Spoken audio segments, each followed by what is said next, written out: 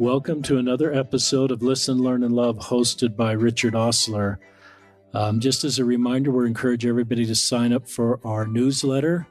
You can go there and at the link at listenlearnandlove.org and sign up for our newsletter. We're trying to have that come out every couple of weeks. We encourage our listeners also to rate this podcast.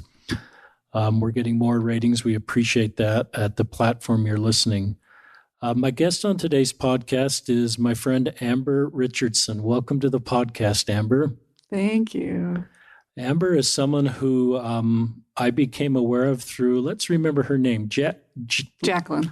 Jacqueline Sokol. And so she messaged me, and sometimes I get messages from somebody who says, you ought to have someone else on the podcast like Amber, and that's okay. I wanted, I want different people, not different in a negative way. I just want variety of voices to be able to use this platform to help us become the body of Christ that I think God wants us to be is in our church. And Amber will have some interesting insights, just a little bit of an overview so you understand who we're talking to and the content of this podcast. And I write these notes down and just hope that I can get it accurate. Amber did offer a wonderful prayer before we started, and we pray that a good spirit is here. I'm meeting with someone in her late 20s. I'm meeting with someone who's a victim of a sexual assault as a young girl. We'll talk about that and how that's really changed her world and have been a very difficult thing to deal with. And I just admire her for being so brave to share a little bit about that, and so we can all do better. And Amber is straight. She doesn't identify as LGBTQ. I know it's kind of weird to say that on a podcast, but most of my guests are LGBTQ. So when we have someone that's straight, we like to just make sure you know that. Amber grew up in Napa, Idaho, is the oldest of four, graduated in 2013 with a degree at BYU in theater. Amber also, in addition to talking about her journey as a survivor of sexual assault, some of you are teaching me to not use the word victim, but actually talk about that as a survivor of a sexual assault. Amber will talk about wonderful queens in our scriptures. I love the word you used in your message to me. You didn't say women, you said queens. And I really like that. And you may tell us why you use that word instead of women. Both are appropriate. So that's just a little bit of the podcast. Amber's, and we'll just talk about her journey with the church. And some of the things that have really worked for her and some of the things that are a little bit difficult. And I think that helps us know how to all do better. Anything that you'd like to correct in that introduction, Amber? You did a wonderful job. Is that okay? I think I'd just like to say thank you for having me, and that I've been very edified by the stories that you've shared so far that I've been able to listen to. And I hope that I'll be able to bring something that will contribute. So talk about, let's start with your podcast. Tell us the name of the podcast and when you started and why you started to do this podcast. I host a podcast called On Sovereign Wings. It's specifically geared towards women who have survived sexual assault or sexual abuse. I started the podcast last September, and the reason that it came into being is because I have done a fair amount of work amplifying the stories of women in the Church of Jesus Christ of Latter-day Saints. And after one particular video in a project I did accidentally went viral, we had a number of women reach out to us who wanted to be interviewed. And those women, half of them had a story that they wanted to share about sexual assault within a spiritual context. Right after that, the Me Too hashtag went viral, and I started to kind of put the pieces together and realized what a prolific problem this is inside and outside the church. At the time, I was aware of a few experiences I'd had with sexual assault while at college that I would identify as being more minor. And so I thought, I'm in a position where I'd be a good person to facilitate this conversation because I can empathize with the experience of sexual assault, but it's not going to bowl me over. So I plugged some money into the project and I started conceptualizing it and started doing interviews. And about 6 months into developing On Sovereign Wings, I had a repressed memory of my own childhood rape that resurfaced. And I quickly discovered that actually I was going to be bowled over by every single interview. And so I continue to work on Sovereign Wings, but very slowly and deliberately. And anytime I've successfully produced an episode, I feel quite a lot of pride in myself. And I'm so grateful to be able to sit down with other survivors and learn from their wisdom and their journeys of healing. So it's really been a blessing in my life that I had no idea I needed. Thanks for just sharing that. It takes courage, just what you just shared, and to talk about your own sexual assault and that repressed memory that came through as you were hearing other stories. Just really tenderhearted for anybody that comes on the podcast and talks real vulnerable about their own story. It takes a lot of courage. I will never probably understand how much courage it takes to do what you're doing, and I mean that really sincerely. And this phrase you used, Amber, bowled over. Explain more about that, just hearing other people's stories, why that then can be triggering for you. I think that idiom refers to bowling, right? So that's a pretty good image for how I'm affected by hearing these stories. If I'm a pin on a bowling lane, I just get smacked over pretty much every time. So because it reminds you, and it's sort of re-traumatizing as you hear someone else's story. Is that correct? In some ways, yeah. I'm getting a lot better at managing it, and I'm very slow and deliberate. The most difficult part is oftentimes editing the stories. I edit them myself. When this isn't always the case, but oftentimes when victims are talking about their trauma, they'll kind of get sucked into a swirl and they'll start speaking very cyclically and they'll repeat themselves a lot, which is totally fine.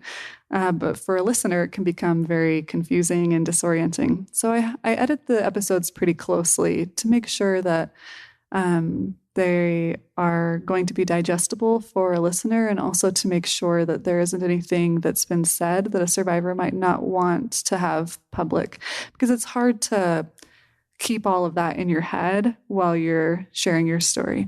And I want to make sure that the survivor feels very safe and feels like the end product is a reflection of what they'd like to share. So hearing the story is usually okay for me, but when I sit down and have to listen to it, 15 times as I edit, that's where the bowling pin gets smacked against the back wall. And honestly, I think it's been very therapeutic for me because that process is a process that's inside my control.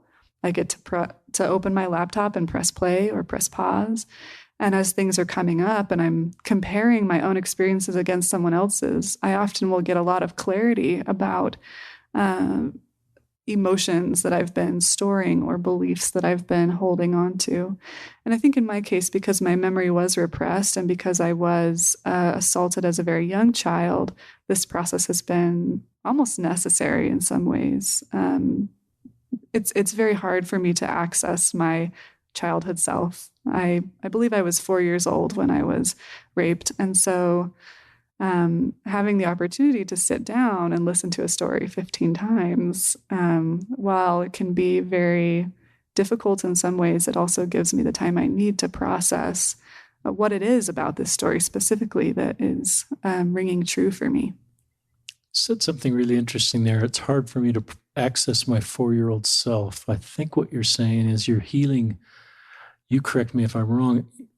Obviously, you want to heal. You're a survivor and you need to heal, but it's probably, I don't know how you go back to your 4-year-old self and heal, but is it helpful to hear other stories? Does that helping you heal? Because my natural instinct is to want to do everything I could do in your life if I were your friend or even your YSA bishop or a clinical person. I'm not clinically trained to help you to heal. So is this process helping you heal, even though starting the process opened up this repressed experience? I believe that it is helping me to heal. And And there are a lot of dimensions to it. Like we were talking about, it's an exercise that's teaching me sovereignty because the project is within my control. And I do get to make decisions about how I'm going to engage and when. And I think it's important for me to be in the driver's seat with my trauma. And this podcast gives me that opportunity. But it also has created an amazing sisterhood. Right after my repressed memory came back, I started to feel very alienated and afraid at church because I wasn't in a culture where people understood what I was experiencing. And that made me feel like I had a target on my back. And so the women that I've been interviewing within On Sovereign Wings, they're my people, and they understand what I'm going through. And even though, they might not live within my ward boundaries per se, a lot of them are just a phone call away. And that kind of sisterhood isn't something that you can always just move your records into. And so I really value that aspect of the work as well. Talk about this word sovereignty. It's a word that I think of I've never thought about that word, Amber. I can't spell it. You helped me spell it before we went. As my family knows, I can't spell. But it's a word I've associated with kind of countries being separate from a different country that were once under their rule.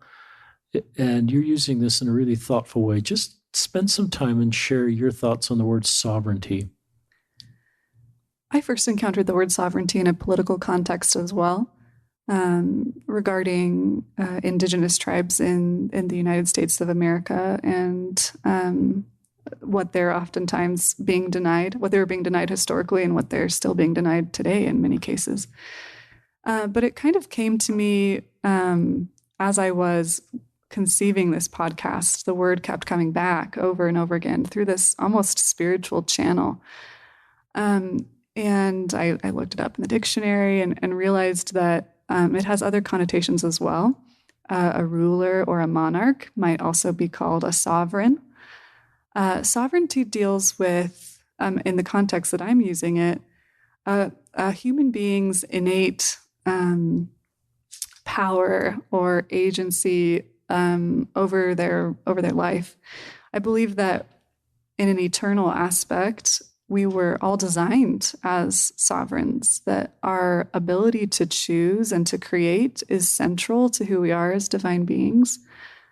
And so in my case, as a young child, my sovereignty was disregarded. It wasn't taken from me per se, but in some ways it was, right? And so within my healing process, I am trying to reteach myself who I was created to be. I really love the word sovereignty because it does have that regal or royal connotation. And as you talked about, I am doing a lot of work with the archetype of the queen. Yeah, and so I think what I've felt that my heavenly parents are trying to teach me through this process is to really step into who I was designed to be. And being sovereign isn't something I've linked to my experience as a member of the church or as a spiritual being even. I've realized that there are so many things that I have done because somebody on the outside told me I should do them. And so sovereignty, accepting my own sovereignty means accepting my own authority and being authentic about where I am and what questions I have and what I'm struggling with, but also what I know and what I feel passionately about and what the Spirit has confirmed to me personally. And I'm learning that my own landscape is very unique. And it's been very interesting to have God affirm that. It's very helpful. Talk about the Me Too movement. I should know this. I just know that a series of things happened and that hashtag came about, and then a lot more people shared their stories. Can you just kind of walk us through the history in our country? I can't remember if it was one event that kind of triggered everything or if it was multiple events. So there's one woman in particular, I don't have her name at the top of my tongue, but she's been speaking to sexual assault survivors for a long time. And one of the approaches that she uses in her speaking and therapy is this concept of Me Too, that claiming this shared space, that's stepping up and saying something like this happened to me too, can be really liberating for yourself and for others. Because as you say Me Too, you give other survivors permission to say the same. Her name will probably come back to me after we finish this recording. That's always how that works. Exactly. Yeah. And so I don't know precisely how the hashtag went viral. I guess it's the magic of the internet. But all of a sudden, in October of 2017, I think it was, various celebrities and people of influence started posting accounts of their own experiences with sexual assault online using the hashtag #MeToo. And suddenly, I guess, within our consciousness, there were enough survivors who were ready to use the hashtag that it just kind of was like wildfire. And, it even got down to little communities here in Utah. And I think that as I mentioned with my own experience with that video series, I think I knew deep down that this was a very prolific and rampant issue. And within female circles, at least, there were always whispers, especially if you're a safe person. In my case, I'm usually fairly safe when I'm in a good mood and not triggered. And so I had heard a lot of stories from friends, but always in whispers. And so seeing it materialize on Facebook or on Twitter was very sobering, but also really exhilarating, like proof almost that this was as big of a beast as I thought it was. So that's the Me Too movement, according to me. That's great, Amber. And were there specific stories in there that were there Me Too mentors? I don't know if that's the right word, or just stories that you heard that were healing for you or helpful for you or gave you more confidence to talk or a desire to talk about your own situation? I think that actually what I saw within the Me Too movement was in large part what inspired me to conceptualize On Sovereign Wings the way that I did. Oftentimes, when people would post using the hashtag #MeToo, they would be able to get out something about what they experienced. And generally, the language was very vague. And that makes sense. There's a lot of safety in that, especially because sexual assault and sexual violence is much more often something that happens within a pre-established relationship, a boyfriend or a family member or a friend. And so telling your story becomes very complicated, if you still maintain a connection to your perpetrator. So my point is that a lot of these stories that I was reading were very brief and typically dealt with the specifics of what happened or how frequently it happened. And getting that out is the first step. But I realized that after seeing how prolific this experience was, I kind of came to this place where I thought, well, how do we fix it? Like, how do we get better? And so within my podcast, almost in every episode, the woman I interview will tell me their story first. And then the questions that I ask typically surround, what has worked for you? What are the experiences in healing that have been the hardest? Generally, that will reveal where they fought the biggest fight. I love those stories. And what wisdom do you feel like you'd like to share with other survivors? And so specifically looking for how the healing process can manifest in individuals has started to show me some of the commonalities and helped me visualize a trajectory that I'm now stumbling my way through. It's still not entirely clear, but at least I'm convinced at this point that it's possible. I like the word trajectory. To me, I'm thinking that's a positive word to give you hope for the future. Now I want to listen to all the episodes in your podcast, Amber, and because I'm intrigued with what people are doing to heal, and what wisdom that comes into their lives as they're healing and moving forward. Do you want to share any of that, either in your own experience or those in your guests? Any, just, if there's other victims out there or survivors, that may be helpful to them, or people like me that are trying to help them. Well, I've definitely learned that healing from trauma is a very different experience than some of what I've encountered previously within like a psychologist's office. You don't treat trauma the same way that you treat anxiety or depression. When a person is traumatized, there's a part of their brain that kind of stores and hoards that information. The part of your brain that wants to protect you in the future.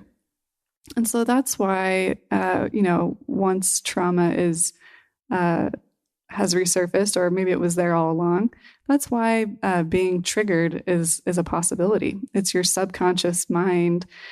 Your subconscious mind is always on the alert, right? Because it wants to keep you safe. So it's always watching for any indication that you might have a repeated experience, like a repeated near brush with death as it perceives death. And so it'll be watching through these signs. And sometimes triggers can be, they almost feel comical. Like for me, gray hair is something that sends my brain like, whoa, crazy. Or like I went to Hawaii a few weeks ago, and since my memory came back, I haven't been around the beach or the swimming pool. And so seeing men without their shirts on made my brain tell me, like, you are unsafe. Or sometimes it can be smells, or it can be a certain kind of touch, or maybe the song that was playing when you were assaulted. It can be a certain part of town or a car, or a word or a phrase, something that was said to you. And so for a lot of people, if this goes a long time without being treated, it just becomes part of your life, and you start learning to adapt and maybe to avoid places or songs or situations that are going to elicit that fear from you. And so my own process has been starting to bring all of that into consciousness, really paying attention to what things send me over the edge. Like, when do I shut down? When do I become very afraid? What is that thing? And then I have to follow it further and ask, okay, why is it that a man without a shirt on or a man with gray hair, why is it that those things like turn me into this frenzied animal? And then I have to get down deep, deep, deep into whatever it was I experienced that caused the hurt or the pain. And I have to get into that, and I kind of just have to love myself in that place. And as I sit there and let myself feel everything that what I experienced deserves, over time, I've found that those triggers start to ease up and lessen. And so that's where I am currently. I'm just trying to really pay attention and listen and observe. And then when I find something, I try to go into it, and I try to really love myself in that place. Wow. It's really powerful, Amber. And I love there's a side of my reaction, there's a side of my brain that said, don't go there because you just want to make this all go away. But I think the more I understand clinical expertise, what you're doing is the road to long-term healing, even though it may be more difficult at times than just not remembering. And I love what you said, when you go there, love yourself. And then I love you talking about how the triggers are reduced as you're able to I think it takes incredible courage to do what you're doing, because you're walking back into this really difficult world that you're an innocent, completely innocent in, but you probably makes me wish I'd had a different career and could sit here as a clinically trained social worker. But my gut is what you're doing is great and takes great courage and is the road to healing. And then I love this quote I read in a lot of podcasts. I'll read it earlier today than some podcasts, but this is from Henry Norwin, the wounded healer. A minister's service, and I think of that as a man and a woman, will not be perceived as authentic unless it comes from a heart wounded by the suffering about which he or she speaks. the great illusion of leadership is to think others can be led out of the desert by someone who's never been there. And so we're all the wounded healers. Christ was the ultimate wounded healer, but you have been incredibly wounded. And you know a desert that I don't know, and it's a brutal desert with nothing growing. But the work you're doing is you're leading people out of this desert because you know the desert, Amber. And maybe that's one of the greatest gifts you can give back to your fellow sisters, the sisterhood that you talked about. But I really admire you for what you're doing and taking this unfathomably wrong experience and using and trying to heal from it by hitting it head on, and now being able to help others by giving them voice and creating community. And to me, that's part of our baptism covenants. I look at my baptism covenants as kind of a vertical line going upward, my relationship with God, commandment keeping, but then a line going horizontal, which is my relationship with women and men in my life, and my responsibility to lift their burdens. And you're doing that. How do you feel about that quote? Have you ever heard that quote? Do you like that quote? I haven't, and thank you for reading it. I thought it was really beautiful, and I think it does speak to what I try to do.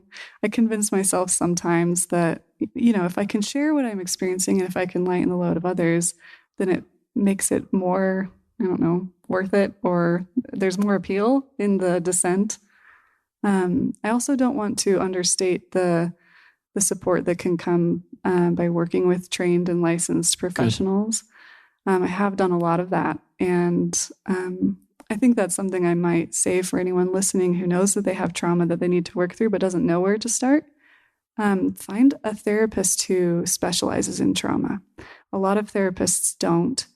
And so if you go and see someone who doesn't have the training and the tools, things like EMDR or EFT, you can kind of have an experience that's very dissatisfying. But there are lots of therapists who have this specialization. So look for somebody with a specialization that matches what you're dealing with. And you don't have to do it alone. You can start with somebody that can walk you through, what you need to heal. Talk about something that I just picked up, calling people survivors versus victims. Share with us a little education on that. I do tend to use the word survivor rather than victim. And part of that is because victim can feel like a very charged word. Victim is a word that feels very sad. And it feels very powerless, right? Which oftentimes is what's at the core of this kind of trauma. And I think it's a very communicative word, and sometimes I'll use it. But survivor feels like it has that connotation of a trajectory, right? Like it feels like it's a word that can take you somewhere. It can take you out of maybe victimhood. And I think that's why many survivors of sexual trauma prefer that identifier over victim. I like that. And I think of the wounded healer, this quote I read, led out of the desert requires movement, to your point, and trajectory and going forward. And I love the way you frame the difference between survivor and victim in that context. It's very helpful. Talk a little bit about why church could be and is triggering for you. And I don't believe the trauma originated at church or from a church leader, but it's probably helpful for our listeners to understand why the church experience could be triggering or is triggering at times for you. Yeah, I can definitely speak to my own experience about that. And I know that there are a lot of variations. So just keep in mind that this is my experience, I guess. So my abuse was perpetrated by a much older man. And it happened at a very young age, an age where I was just starting to, conceptualize the difference between boys and girls and starting to conceptualize a God figure. And at that time, my God figure was very much male, and he was an older man, with gray hair. an older white man with gray hair, which incidentally fits, is the same description I'd use to describe my perpetrator. And so when all of this came back, I mean, I wouldn't say it was like a light switch. I've always felt some uneasiness at church, but when everything surfaced, suddenly that uneasiness was, the volume, moved from maybe like an undertone to a scream, just a constant scream, and I couldn't ignore it anymore. And so I would go to church and feel like I was in danger. I remember the first time I tried to go to church, after I decided to own that this was what I was dealing with. I was so anxious that I couldn't get any clothes on. And so I showed up in this black jumper with leggings, and I hadn't washed my hair in probably 6 days because my anxiety was so bad. And I managed to drag my body to church, and I couldn't go into the chapel. I physically could not move into the chapel. And so I sat down looking very emo, and I sat down in my jumper and leggings on a sofa, and I cried the whole meeting. Wow. Yeah. And it was a Spanish ward, which I chose intentionally because I knew nobody could ask me any questions, or like they could, but that I could play the language card. And so I still tried to force myself to go after that. I took a couple weeks off, and the next time I could make it into the chapel, but something about seeing men in suits, just seeing men at all, actually sent me overboard again. And so it's difficult to explain. It doesn't make a lot of sense. And the best way I know to understand it is that as a child, I was abused by a man who had more power and more quote unquote authority than I did. He was a parent figure, right? Not my parent. And I'll say that he's also deceased now. So that gives me more liberty, I think, to talk about my experience than maybe somebody else might feel. And so when I'm in a situation where I feel like I don't have any power or control regarding what's going to happen, that animal part of my brain I was describing earlier just sends off all of the high alerts. And I'll say that I also have had a fair amount of experiences with bishops at this point in my life where I have felt like I was not understood, and I have felt dismissed, and I have felt maybe even unprotected. And in my case, this wasn't because these men were bad people. I think very few people fit that description. But they had their own blind spots. And so all of that kind of informs my trauma. And I go to church and I feel like I'm not seen here. And if I'm not seen, I am not protected. And it's not totally rational, but until I can get down to whatever is there at the bottom of that and make peace with it, church is not a place that is helping me to heal right now. And that's very helpful. Talk about when I don't feel seen, I don't feel protected. If I heard that right, just explain that a little bit more. I'll try. It's something I don't necessarily understand myself, but I think as a child, you mentioned that I'm the oldest of 4. And so when I was abused, my mom had 2 other little babies at home, and my parents were, young and trying to get to find financial stability. And I don't think that my needs were really always very visible to them.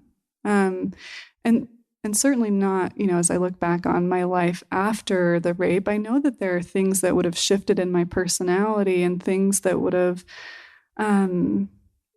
changed. And I know there were a lot of behaviors that I would have adapted at that, or I would have taken on at that time to kind of adapt to the trauma.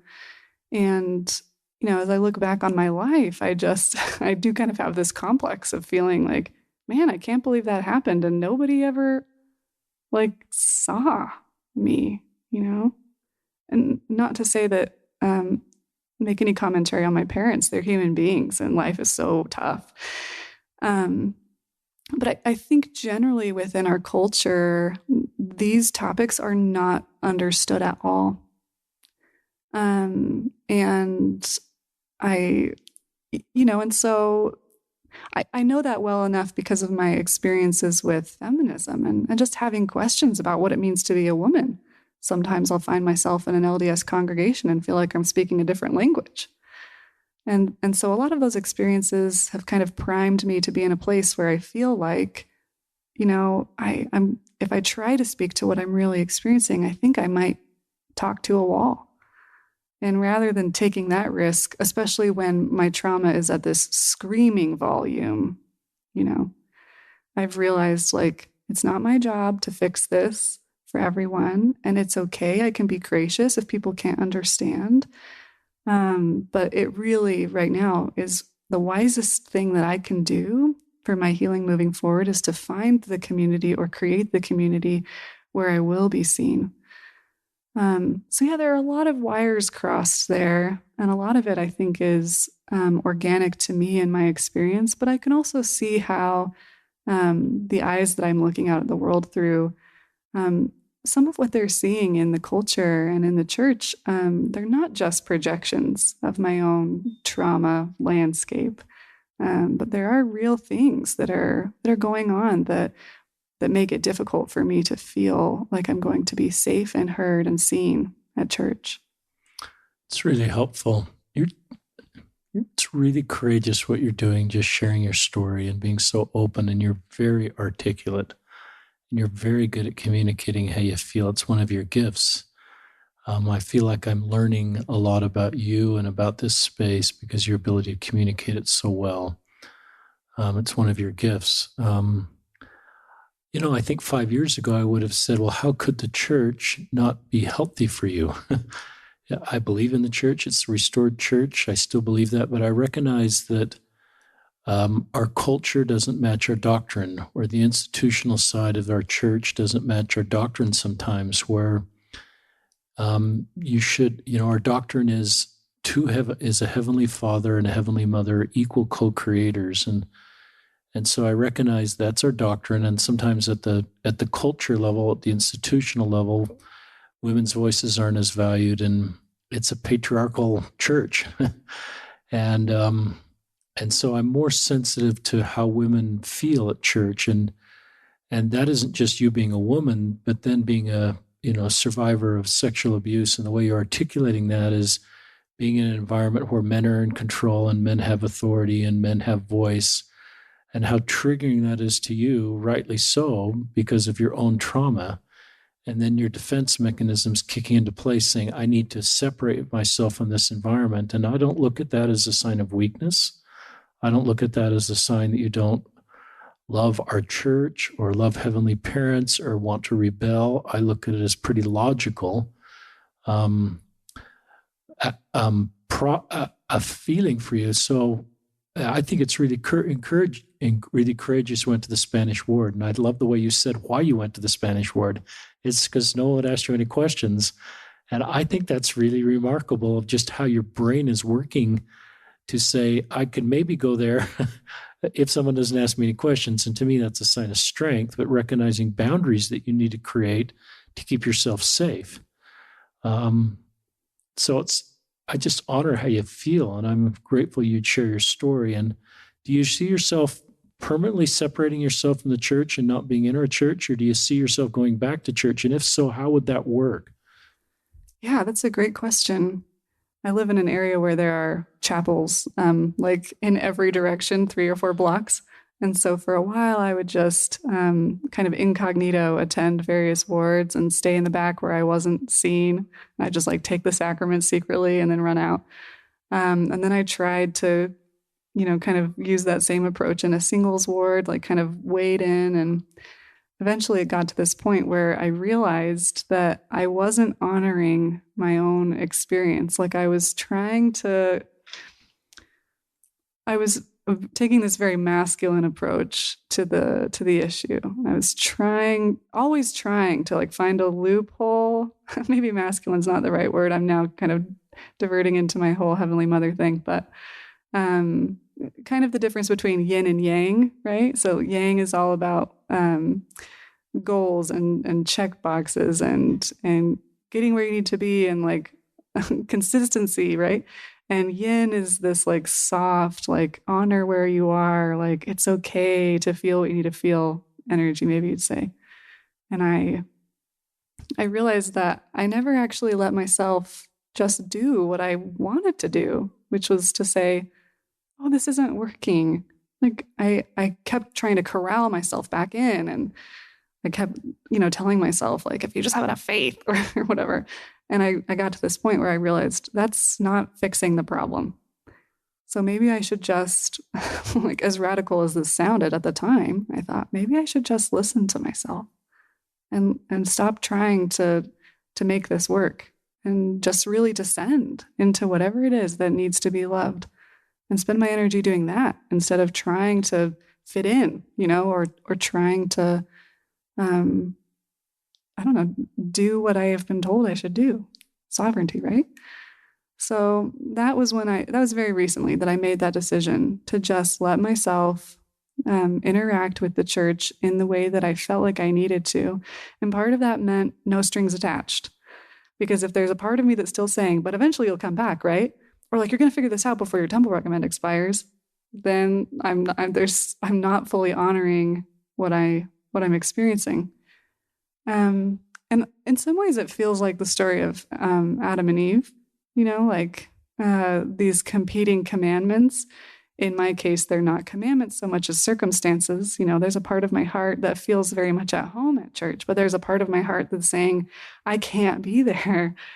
And so I kind of had to take the bitter fruit and maybe like be expelled from the garden, you could say, if that metaphor translates for anyone listening, and just allow myself to go on this journey and to go and to move, and to trust that somehow this all makes sense in God's eyes, even though to me it feels like a very scary paradox. I really need to rework the way that I am in relationship to the church.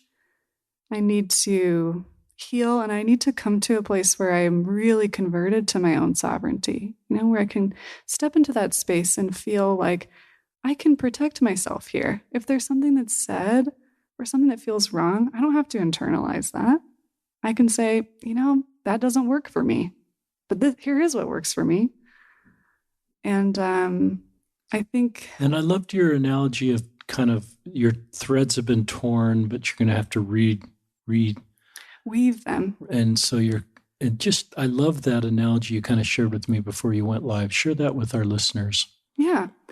So I think one of the ways I've been learning to kind of interact with my own faith crisis or transition, either word works for me. It does feel very much like a crisis. Is thinking about a loom and a weaving. So I know for me, if I had like a garment on, maybe that had been finely woven of many threads, and one day I woke up and realized that this garment is very heavy. It's causing me a lot of pain. My immediate instinct might be to get that thing off and to get it as far away from me as possible. I might even want to rip it up, just rend it, get it off of me. And actually that was my immediate instinct. Instead of allowing myself to do that, I danced around it for a year, right? But what I'm learning is that, okay, so now I've torn the garment and it's ripped and it's on the floor. I don't have to leave it there, and I don't have to throw it all away. Instead, I can do very careful, methodical, spiritual work, and I can sit with it and I can look at the various threads that make up this tapestry. And I can start to identify threads that are harmful, that are not true, that don't work for me. And I can very graciously say, hey, thanks. Obviously you were doing something for me at some point in my life, but you're not anymore. So I'm going to let you go.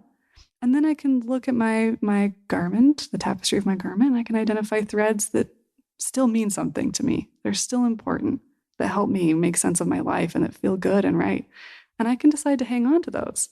And then I can go back to my loom when I'm ready, and only when I'm ready, right? Not rushing this process. and I can start to weave something new. And it might look the way that it did before, but it's going to be a new addition. And I might have some new fibers that I've been given through my journey, that I can now incorporate into this new garment. And that particular metaphor has been something that brings me a lot of peace, especially that sovereign component, right? That I am the weaver. Like, I get to decide, and I can trust myself, and I can trust my ability to receive revelation to the point that I can allow myself to identify what is good for me and what I believe and what the Spirit has confirmed to me. And I can identify things that maybe I need to part ways with. I love that. And I really love that, Amber. And I think it's back to this idea of a survivor, and trajectory is all about the future and hope. And I think about, I sometimes go back into why I say bishop mode. I've been released for a few years now, but I think if you were in my ward and you had just shared, why you're not attending and your story, I think my reaction would be, Amber, I trust you. You seem close enough with our Heavenly Father and our Heavenly Mother, and you're walking a very unique road that I don't know anything about.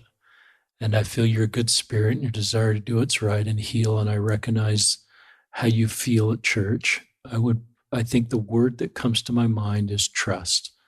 And I'd say, Amber, I trust you. Thank you. And I think maybe that is our doctrine of mortality, is our heavenly parents have sent us here and have made that veil sometimes pretty thick. So we don't always know they're there, and they're not always just right behind us, pointing us the direction. And I think one of the things about mortality is they're trusting us. And so that's what I'd say to you. And I'd say, I trust you. And I just, stay close with our heavenly parents, what you're doing, continue to receive personal revelation. And I wouldn't probably put any ultimatums on you or any shaming comments to make you feel like I'm worried that I would just trust you. And I just have great confidence that you seem to have lived a life. You're not perfect, but you seem to be making really thoughtful decisions. You have a level of spiritual maturity, as our listeners are hearing, that's pretty high. And you've been refined in a really wonderful way in some ways because of the difficult things you've had to hit head on. So your spiritual maturity, your emotional maturity, even though you have pain in your life, is pretty high. And you're not, just sense a lot of maturity. And I think our listeners are hearing that. So that's the way I'd handle that. And I do then wonder if I, meet you, if your older selves could come on the podcast right now, your late 30s self or your late 40s self, what they'd say right now to you and to our listeners. But I think they talk about this tapestry you're weaving. And I think they talk about the beauty of it and the work you're doing right now that is going to be really rewarding to you. And I think they'd say, Amber, what you're doing right now is wonderful work. And the tapestry you're weaving for yourself is going to be sustainable for you, for your relationship with the church, for your role to help other people. And I think your older selves would just talk about the amount of healing and hope you're going to be giving, like you're doing right now, but in a larger way. And so I think they talk about sovereignty and trajectory and help you see the things you're going to be able to accomplish.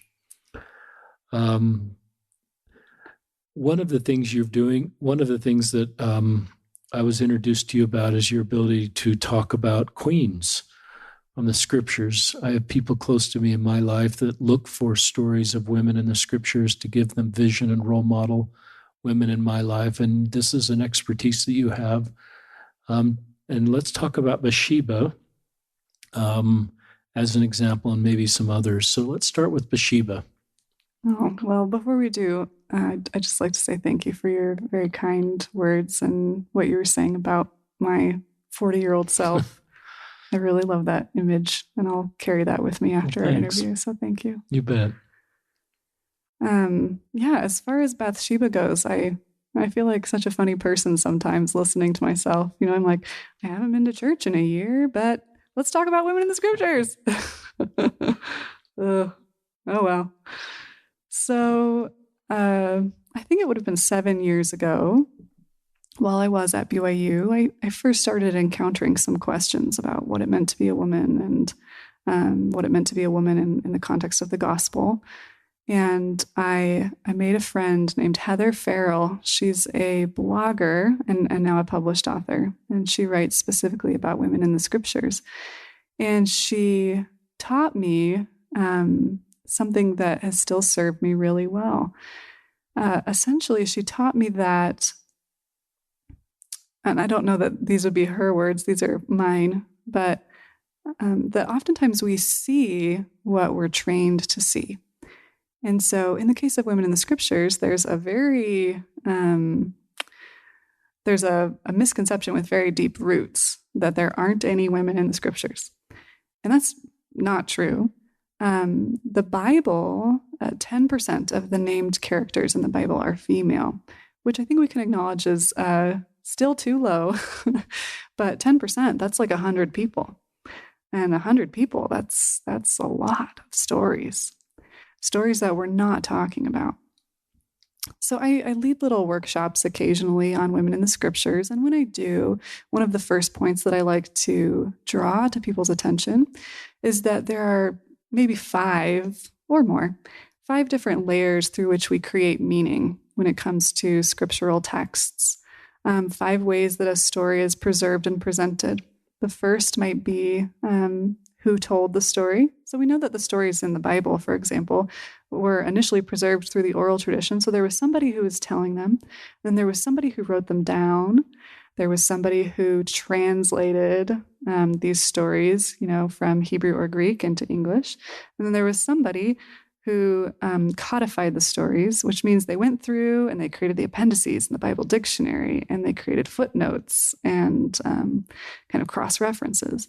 And then lastly, there was somebody who curated the story, meaning within our faith tradition, there's a board of people who go looking through these holy texts, and they are praying and asking which of these stories are going to be most relevant to people sitting in seminary or a Sunday school class.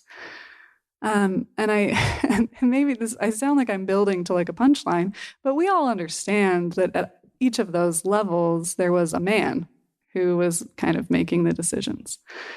And it's funny. It's also a little sad. But I think that the end result when it comes to female voices and female narratives are that oftentimes they're minimized.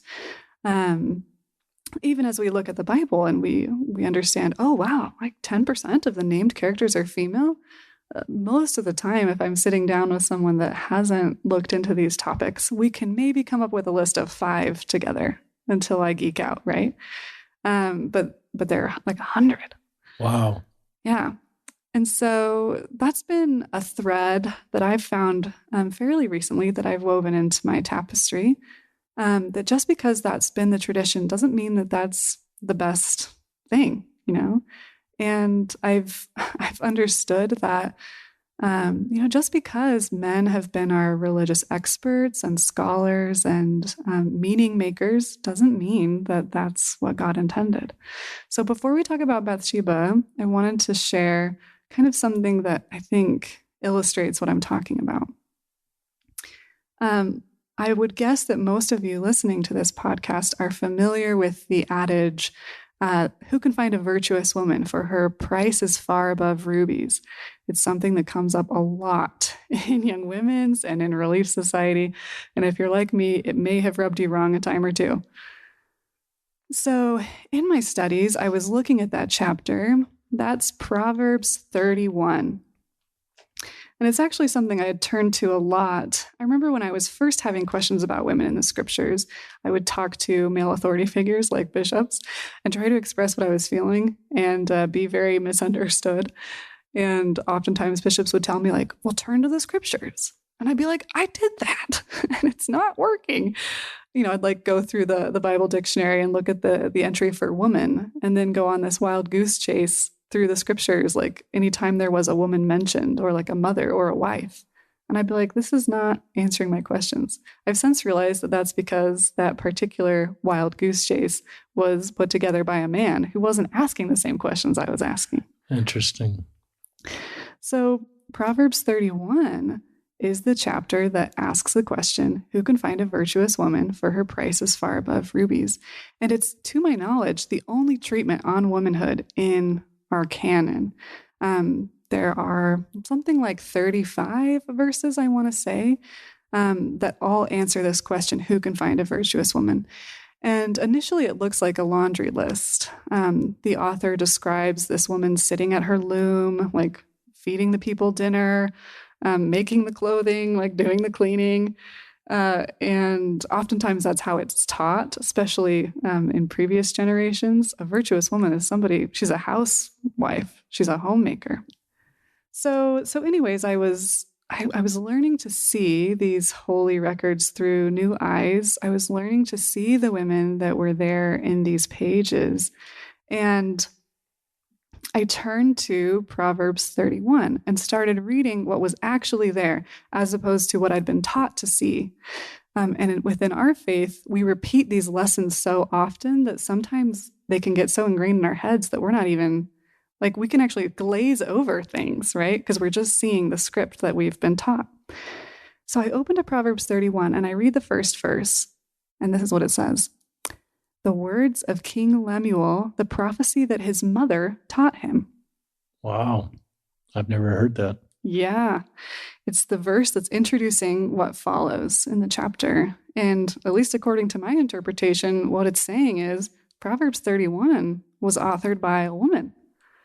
And not just any woman. She was a queen, the mother of King Lemuel. And maybe authored isn't even the best word for the contents of this chapter, because the contents of the chapter are described as a prophecy. So apparently this queen mother had a prophetic capacity that merited her words making it all the way into the Bible, even after all 5 of these levels of male censorship, you could say. And so suddenly, almost on a dime, this passage that used to cause me so much consternation shifted. And I realized this isn't a man dictating to a woman what makes a righteous woman. This is a woman self-defining, using the gift of prophecy, her own role. And it was pretty crazy because this is a chapter that's caused me a lot of stress. And a lot of negative feelings. And all of that was almost evaporated when I realized that, oh my gosh, like a woman authored a chapter of scripture. And it's not just any old chapter, it's the chapter about what it means to be a woman. And I started seeing things that I hadn't seen before and I felt then and I feel now that this is what we're missing.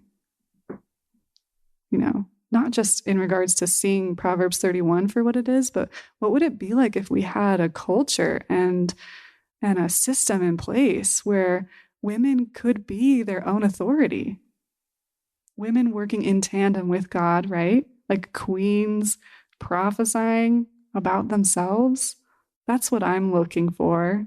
And that's what I'm trying to find within myself. But it was very liberating to see that there was a type for that in the Bible. I had been there this whole time. That's really cool. I'm going to read Proverbs 31 with a whole new set of eyes, and I encourage our listeners to do the same. Talk about Bathsheba. Yeah. So Bathsheba is a character that I feel like I've become very close to over the last year and a half. My training was at BYU in theater, and I actually focused on oral storytelling. And so oftentimes spirituality takes up very strong roots within the practice of storytelling in my life. And so at some point pretty early on in my discovery of my own childhood trauma, I was led to the story of Bathsheba in the Bible. And I had heard that story numerous times growing up, kind of a la that song that's so popular, Hallelujah. I know it's covered by Rufus Wainwright. That David saw her bathing on the roof, and her beauty and the moonlight overthrew him. I'd only ever heard the word adultery used to describe her relationship to David, and it seemed like she was very much culpable and at fault. I guess she'd been out on the roof seducing this man. And, that was all I'd ever heard. Now, I say that a bit tongue-in-cheek, because while that had been all I'd ever heard, it always felt off. It just didn't feel good to me when I would hear that story in Sunday school or in seminary. And I realize now that it was a little triggering. And that's part of the reason that it didn't feel good. But I think that there was more to it. So here I am now in my late 20s. This memory has resurfaced, and I feel very impressed to revisit the story of Bathsheba. And I go into the story with these new eyes. And I open the chapters, I think they're in Samuel, that give us the story of Bathsheba. And I start seeing things immediately that tell a very different story. Firstly, the verse that kind of lays the context for the story, it tells us that David was upon his roof, and from his roof, he saw this woman bathing. The story doesn't actually give us any indication at all of where Bathsheba was. David lived in a palace that was on the hill. And according to my research, it's only been somewhere in the last 1,000 years that our understanding has shifted and we've placed Bathsheba on the roof. There's an ancient historian by the name of Josephus. I think he lived maybe right between when we think David's stories would have played out and when Christ was born. And he wrote this extensive commentary on the Old Testament. And so a lot of theologians and Bible scholars will use his work as a point of reference. And he wrote that Bathsheba was in her own home bathing. Does that tell us where Bathsheba was bathing? No. Will we ever know? Probably not. But what it does tell us is that somewhere since Josephus wrote that story down and today, our understanding has shifted. And so I started looking deeper into the story. When Bathsheba arrives at the home and conceivably within the bedroom of King David, it says that he laid with her because she was purified from her uncleanness, which tells us that the bath that she was taking, it wasn't just any old bath. She wasn't relaxing in some bath salts because her husband was gone to war. Women under the law of Moses were considered unclean when they were menstruating. And there was a very specific ritual baptism that they performed at the end of their periods to demarcate the transition from unclean to clean again. And I'll say that unclean and clean aren't really great reflections of at least what I think that law intended. It was more like anciently, people believed that when a woman was on her period, she was in a state of tuma, which means that she can't create life. There's death happening in her body. But when she, when her uterus heals itself and she leaves her menstruation, she's re-entering a state of fertility and an ability to create life. But anyways, she... The Bible very clearly illustrates for us that this bath that she was taking was this ritual bath, which is still practiced by Orthodox Jews today. It's a bath that's taken by immersion in a pool of water called the mikveh. I don't know if Bathsheba took her bath in an immersive pool or not.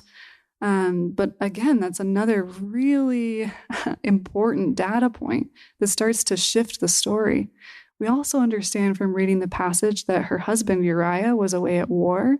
When David comes out on his roof, according to the narrative, he asks one of his guards who the woman is, and they tell him that it's Bathsheba, the wife of Uriah. Uriah was previously identified in the chapter as one of David's 37 strong men, meaning that he would have been someone who was known to the king. So when the king comes out onto his roof and he sees this woman taking a ritual bath, and he asks who she is, and he's told that this is Uriah's wife, he knows that Uriah is away at war. And so he knows that he can summon Bathsheba to his house without there being any immediate consequences. This is a story that plays out in the Old Testament numerous times. Sarah was taken from Abraham by the Pharaoh and again by a king named Abimelech. Abimelech, I think is how that's pronounced. Isaac and Rebekah, it happens again.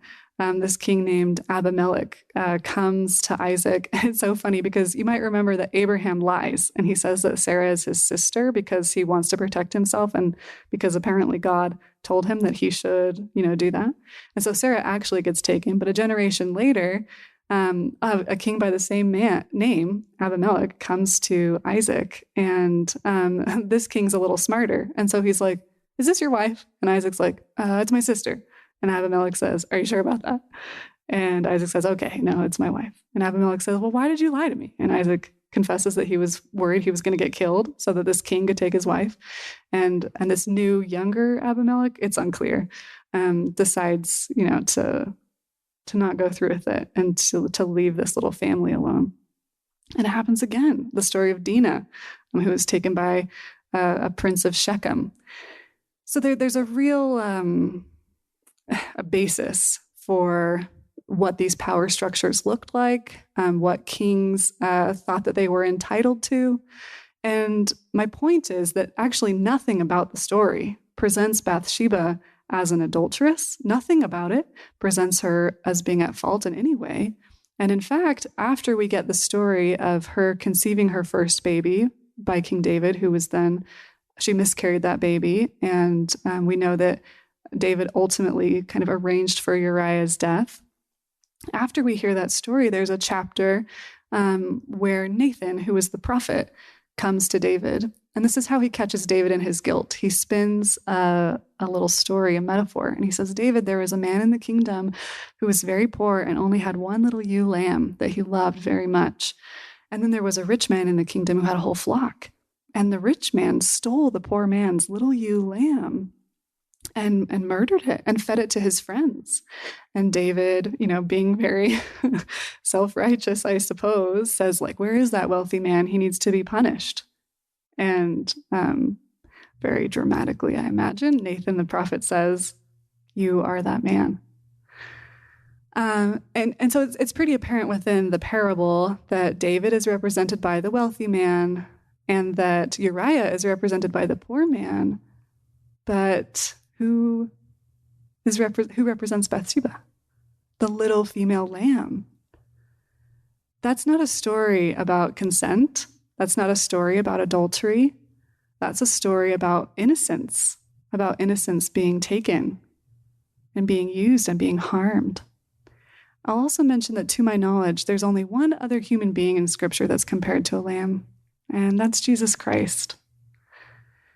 So as I started to make these discoveries, I really felt like I had found a friend and a mentor, like a woman who understood what it was like to be victimized and to be hurt. A fellow wounded healer. Mm-hmm. But then I discovered that the story continues, and this is what really shocked me. Oftentimes in Scripture, when we're hearing about women, we just get a little data point. We see them in conjunction with a man's story. So we're just seeing them at a moment in their lives rather than kind of a longitudinal narrative. And like I said, growing up, all I ever heard about Bathsheba was that she was on a roof being seductive and then her husband died in the end. But it turns out that she actually appears again later on. So David has a very large harem and many, many children. And when he's dying on his deathbed, he's got a variety of sons who are all warring with each other for the throne. And it's very violent, lots of death happening. And apparently at some point, David had promised Bathsheba that her son would be king, which is a little bit unusual because Bathsheba was definitely not the first wife. She wouldn't have even been close to the top of the list. And so Bathsheba had raised Solomon. I believe she'd raised him, according to some apocryphal texts, she'd raised him with this knowledge intact and that she was a very righteous woman. And so as this kingdom is in tumult and as David is laying, nearing death on his deathbed, Nathan the prophet goes to Bathsheba and essentially communicates that he knows she has a lot of influence and that he needs her to go into that chamber and advocate for Solomon, to be king, because Nathan feels that Solomon is the only son of David's who has even a fighting chance at ruling righteously. And so Bathsheba does. She goes into the chamber of David and she kind of calls him to repentance. She reminds him of the promise that he'd made her and reminds him that Solomon is supposed to be king. And David concedes, and David testifies that like God has really redeemed his soul of all distress. And within this context, it appears that that has something to do with his relationship with Bathsheba. And then he dies and Solomon is crowned. And when Solomon is crowned, Bathsheba again approaches this new king from a position of advocacy, and he has a chair, a little chair erected on the right side of his throne that's specifically for his mother to sit on, for her to sit there and to counsel with him. I didn't know that. That's cool. Yeah. And so this story shows us that even though Bathsheba had been victimized and treated poorly and obviously didn't have a lot of choices in that era regarding like how she was going to move forward in her life, she obviously reached some kind of healing and some kind of forgiveness for David and for others, like the whole system, right? That gave her such a narrow opportunity in life. She must have reached that place of empowerment and sovereignty, I think, for Nathan to see her as someone with influence, and for David to receive her and to take her advice, and then ultimately for Solomon to put that chair on the right side of his throne. And since I've learned all of those things, I've learned that anciently there was actually a title for this queen mother. The word in Hebrew is Gebira. And you see it pop up quite a lot, actually. Bathsheba was a Gebira. This woman in Proverbs 31, this queen mother who prophesies, she was a Gebira. There's a woman in the New Testament called the Candace. We actually just covered this story in the Come Follow Me material, the story about the eunuch from Ethiopia who served under the Candace. She was a queen mother. And so seeing this story through this new lens was electrifying for me and really started to solidify some of the things that I believed in my heart about God, even if they weren't reflected to me in the pews, at church. I started seeing this like woman who rose from the ashes, and this woman who, like, through her choices, she brought liberty to those in her kingdom, and she created a new opportunity for new life. And while Solomon might have eventually taken a path much like his father's, he did build the temple. He was there was a period of great righteousness and great prosperity. And looking at the story through this lens, it looks like Bathsheba had a lot to do with that. Pretty exciting. I just loved hearing about Bathsheba. I remember that Sunday school lesson in our own ward, and our teacher trying to kind of teach the same things you were. And she did a good job, but she got some pushback. I remember that. And I love what you've taught about Bathsheba. And I love that what you're doing, not only for the women of the church, but the men of the church. I want my sons and my grandsons to have role model women like you in their lives, to help them become the men they need to become. So I think part of your mission is to bring voices of women with the work you're doing. And maybe in closing, you can talk about this book that I became aware of through a Kickstarter program. I think it's called Queens. Woman Crowned is the title. Oh, I've got that wrong then. Woman Crowned. You could maybe in closing talk about that book. But I just think what you're doing is for women, but it's for men too. Because I need to become the man God wants me to be by having women teach me about women and men so I can grow as a man. So I think your role is a lot broader than just giving voice to women's voices so that women better understand and feel like there's role models like you in their lives. But I think your role is also to help men. And the things that we can learn about the gospel of Jesus Christ from what I didn't know much of this story. I didn't know about Proverbs 31 and that context, and that's very helpful for me as a father and as a man. And I keep reminding myself you're in your late 20s because you have insights that are far beyond your years and a spiritual depth far behind your years. beyond your years, and that's really a credit to you. But yeah, we're kind of coming to the end. So whatever you'd like to talk about, just in conclusion, if you want to talk about this book or if you want to talk about any other subject, just what you'd like to talk about, Amber, to kind of wrap up. Okay. Well, thank you again. Your feedback is so compassionate and loving, and I really appreciate those moments where you interject. I know I can get a little carried away with Bathsheba, so my apologies. Keep getting carried away. Don't go for it. Well, in conclusion, I guess I'll mention that something that I'm recently having my eyes open to is we talked about that desert earlier that I've been in, and that's very, very telling, very communicative of what I've experienced.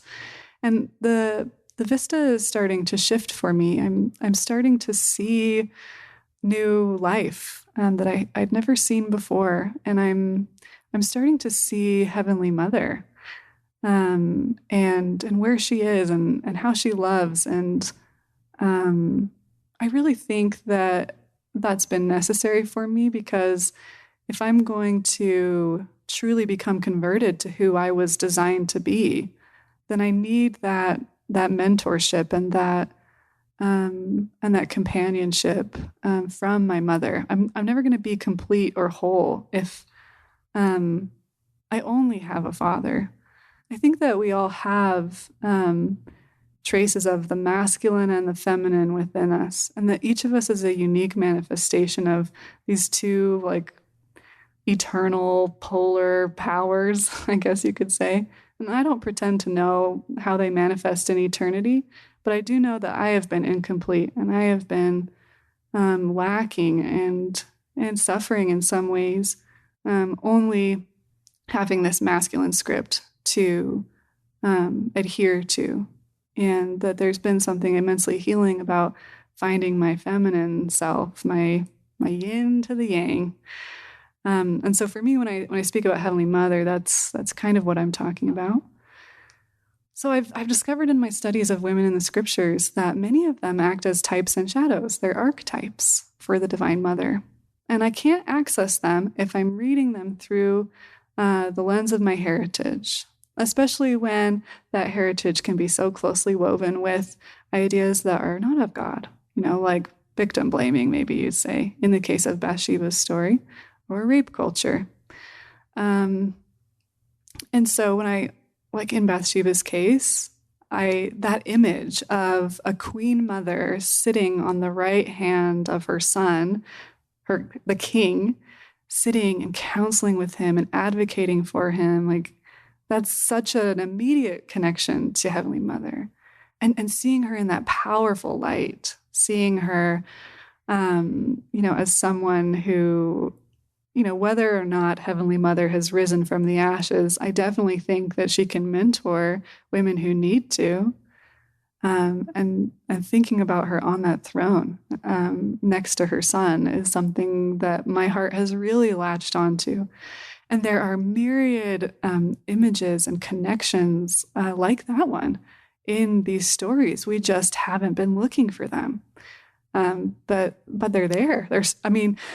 The world is full of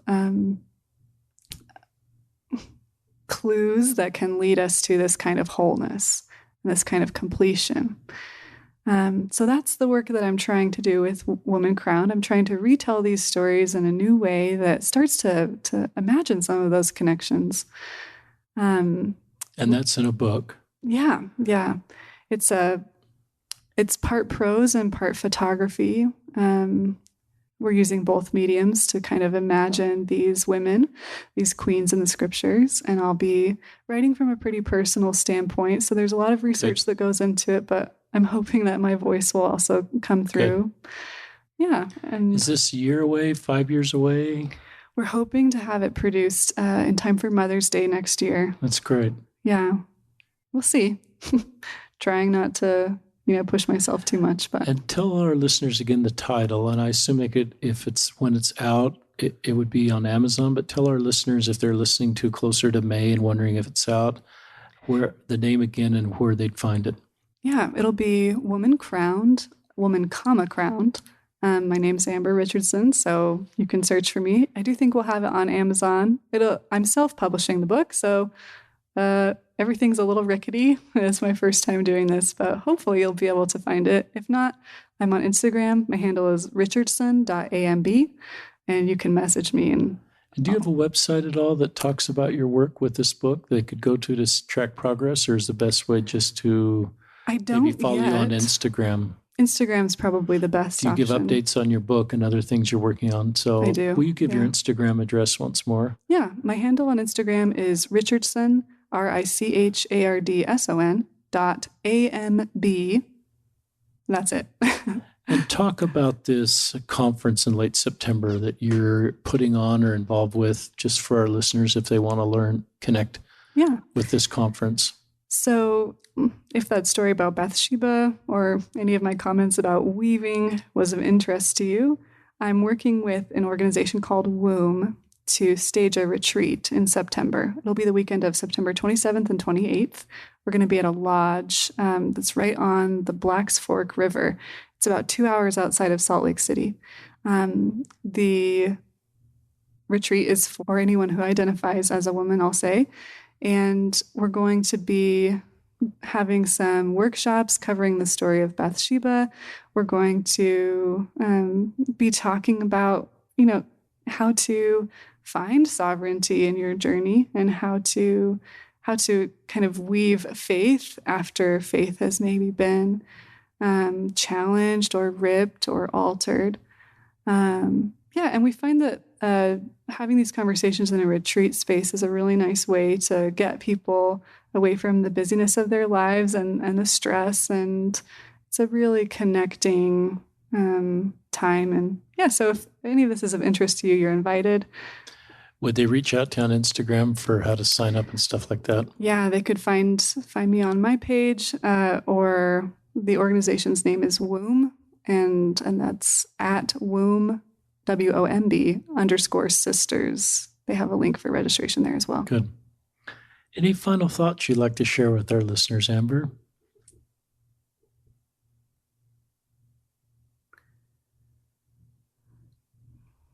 I think I would just say that for reasons I don't fully understand, I have a lot of hope inside about the future. Not only for the church, although I do have a lot of hope for the church, because there are so many people who are seeking compassion and conversation. I don't think I'm in control of what happens. I know I'm not. But I do think that God has us in mind, and the way that God has all of us in mind the world over, especially those who are seeking him and her. And I think that there is a trajectory in place for all of us that is going to be okay, if not eventually happy. And that's something that I have to remind myself of, especially on a personal level, in moments when I'm feeling triggered. And that happens a lot. But it's one of my core beliefs that everything is going to be okay. And I hope as you've listened, that wherever you are, that you've been able to find some access point to what I've shared, and that this concept that everything's going to be okay, that maybe there's a little space in you that you can open up to that idea too.